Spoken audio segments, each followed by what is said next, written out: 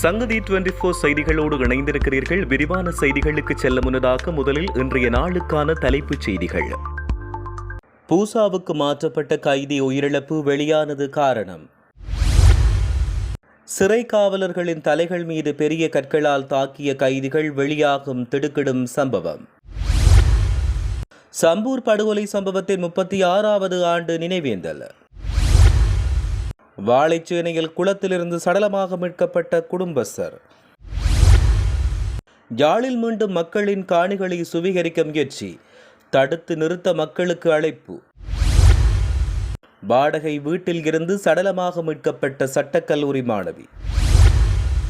சிறைச்சாலை வன்முறை தொடர்பில் 4 நாட்களுக்கு முன்னர் எச்சரித்த புலனாய்வுத்துறை. தொடர்பன விரிவான செய்திகள். பூசா சிறைச்சாலைக்கு மாற்றப்பட்ட கைதியொருவர் உயிரிழந்துள்ளதாக சிறைச்சாலைகள் திணைக்களம் குறிப்பிட்டுள்ளது.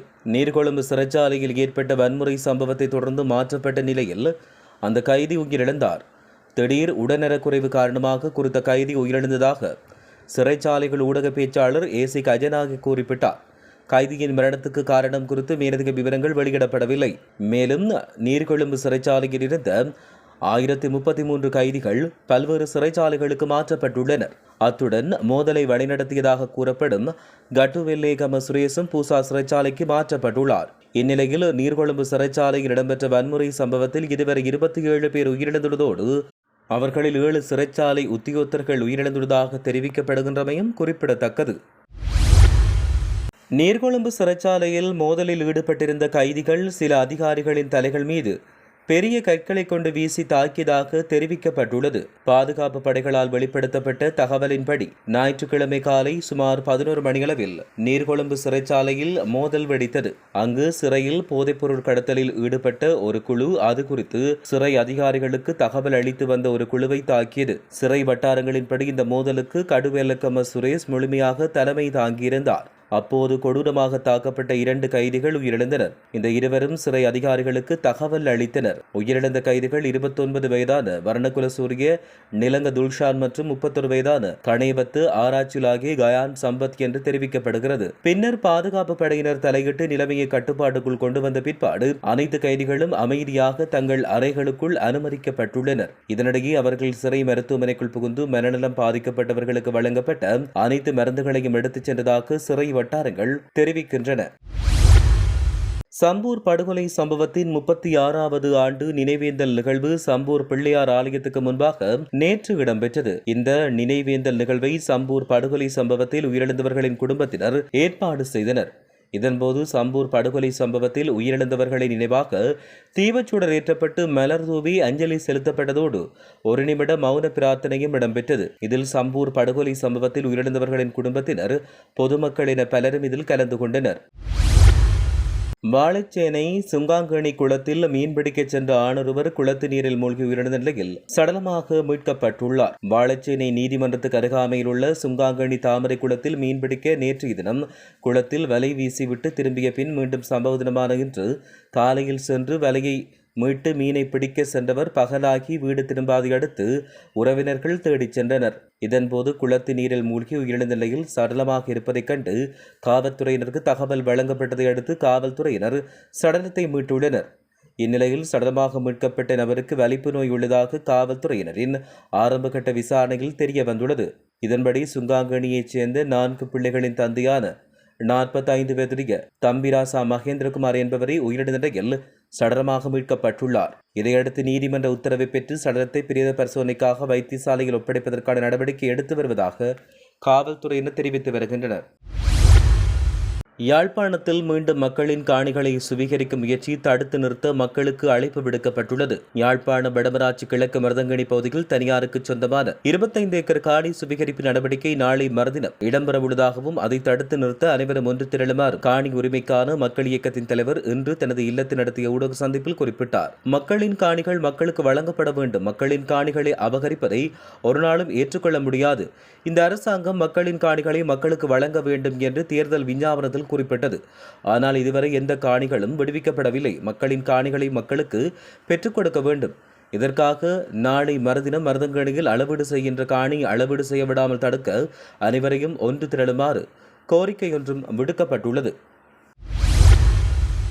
பாணந்துறை வடக்கு கல்கனவு வீதியில் உள்ள வீடொன்றில் இருந்து சட்டக்கல்லூரி மாணவர் ஒருவர் சடலமாக மீட்கப்பட்டுள்ளார். சம்பவத்தில் 26 வயதுடைய ஒரு மாணவியே சடலமாக மீட்கப்பட்டுள்ளார். உயிரிழந்தவர் தனியார் பல்கலைக்கழகம் ஒன்றில் கல்வி பயிலும் சட்டக்கல்லூரி மாணவி என்று அடையாளம் காணப்பட்டுள்ளார். குறித்த மாணவி உயிரிழந்த வாடகை வீட்டில் தனியாக வசித்து வந்துள்ளதோடு தன்னுடைய படிப்பையும் அவர் தொடர்ந்துள்ளார். அத்துடன் சட்டத்தரணி ஒருவரின் சட்டப்பணிக்கும் உதவி புரிந்து வந்ததாக காவல்துறையினர் தெரிவித்தனர். இந்த மரணம் குறித்து பாணந்துறை வடக்கு காவல்துறையினர் மேலதிக விசாரணைகளை மேற்கொண்டு வருவதாக தெரிவிக்கப்பட்டுள்ளது. நீர்கொழும்பு சிறைச்சாலை சம்பவம் ஒரே இரவில் இடம்பெற்ற ஒன்றல்ல என நாடாளுமன்ற உறுப்பினர் கர்ஷன ராஜகுருணா தெரிவித்தார். சம்பவம் நடப்பதற்கு 3 அல்லது 4 நாட்களுக்கு முன்பே புலனாய்வு பிரிவினர் மூலம் அரசாங்கத்துக்கு அறிவிக்கப்பட்டிருந்தது. எனினும் பொறுப்பானவர்கள் உரிய முடிவுகளை எடுக்க தவறியமே இந்த நிலைக்கு காரணம் என்று அவர் குற்றம் சுமத்தியுள்ளார்.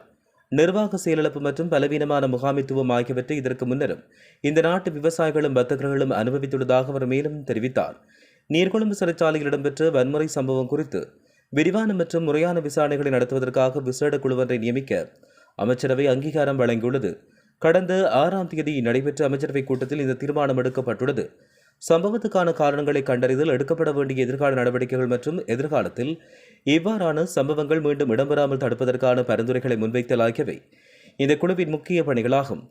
நீதியமைச்சர் கர்சன நாணயக்கார நேற்று நாடாளுமன்றத்தில் விசேட அறிக்கை ஒன்றினை சமர்ப்பித்து ஜனாதிபதியின் செயலாளரால் இந்த விசேட விசாரணை குழு நியமிக்கப்பட உள்ளதாக தெரிவித்தார்.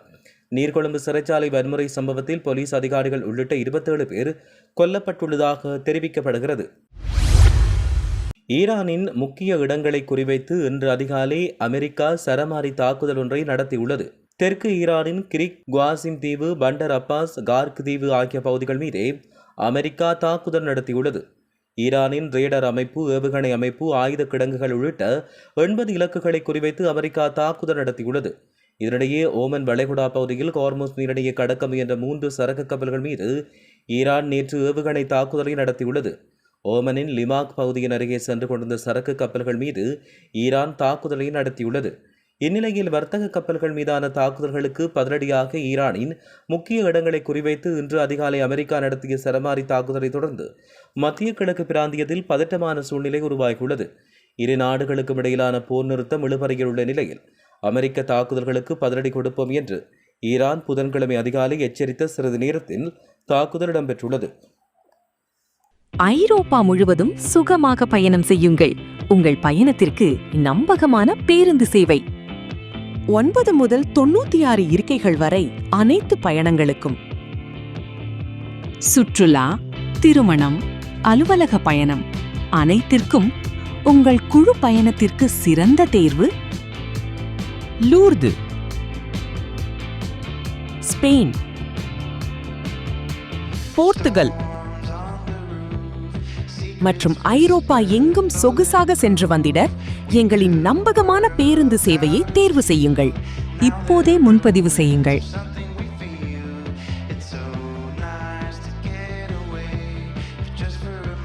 இன்றே அழையுங்கள் 01 64 67 29 76 அல்லது வாட்ஸ்அப் மூலம் தொடர்பு கொள்ளுங்கள்.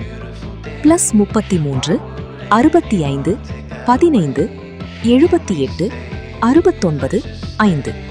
உங்கள் பயணத்தை இனிதாக்குங்கள் நம்பகமான எங்களின் பேருந்து சேவையுடன். இத்துடன் செய்திகள் யாவும் நிறைவு பெறுகின்றன. மேலதிக செய்திகளுக்காக சங்கதி 24.com உடன் இணைந்திருங்கள். வணக்கம்.